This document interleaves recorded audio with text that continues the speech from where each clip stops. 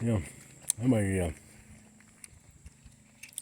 wife's supposed to be getting her gun, but which brings me another question. I don't know how many familiar. It's an age-old question there of whether to use a 380 ACP or not, because that's what she bought.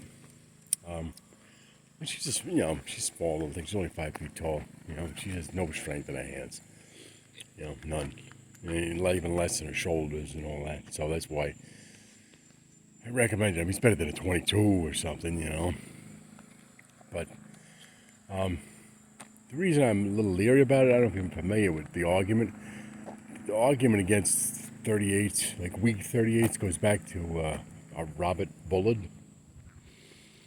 who was a hold on, man, hurry up. He's a dog, ancient Cavalier. Around here you see these really old cars. Anyway, in Mississippi, anyway. Robert M. Bullard, I think it is. He was a major in the Army. I think Marines, I think. And he was in the Philippines about 120 years ago. And I don't know if you've ever heard of a Jurmentado. But they're kind of like Philippine samurais. Yeah, they existed. They were like suicidal samurais, who they were Islamic warriors, basically, who lived in the Philippines, in the islands, and because they had like a bad experience with the Spanish. Let's turn around. They had vowed to kill all Christians. So when we inherited the Spanish colony, in the Philippines, we were having a lot of problems with him for a number of years, and I guess he was trying to get America was a little more, broad-minded even back then, and they were trying to sit down and talk with him and tell him that, we don't care about your religion or anything. We're not trying to make you Christians. We just want you to stop killing, enslaving your neighbors. That's not very nice. So a lot of people think, we were in the Philippines trying to, convert people or no. They were just trying to get them to, stop enslaving. They weren't enslaving their neighbors, apparently. Anyway, make a long story short, one of these local warlords, I guess, agreed to meet him and on some boat. And when he got there, apparently he had a sword hidden. And as soon as he got on the boat, he whipped out his sword and chopped the head off of the guy who was steering the boat. Nice.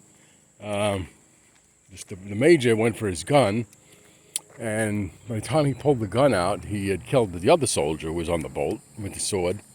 These guys were quick. They were extremely well trained, and they were, like I said, they were suicidal.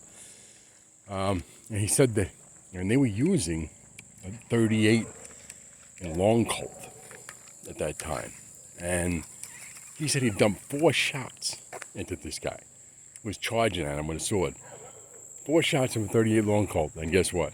He still kept coming. Yeah, and you know what's just like a 38 long colt? A 380 ACP. Same thing. Bullet's a little bit lighter in 380 ACP, and the head bullet's a little heavier in the long colt, but they're basically the same. Has the same amount of energy and all that, and it has the same effect. So the fifth shot did get it, because what happened was that by the time he got to him, he was able to lift the gun up and put it in his mouth and pull the trigger, and his brains got sprayed over the boat, so that did it. But the moral of the story is that in combat, that's why they came up with the 45. That's why Browning, and Colt came up with the 1911, because 38 long Colts just weren't cutting it. In real combat. People think, that's just no, in real combat, it didn't work.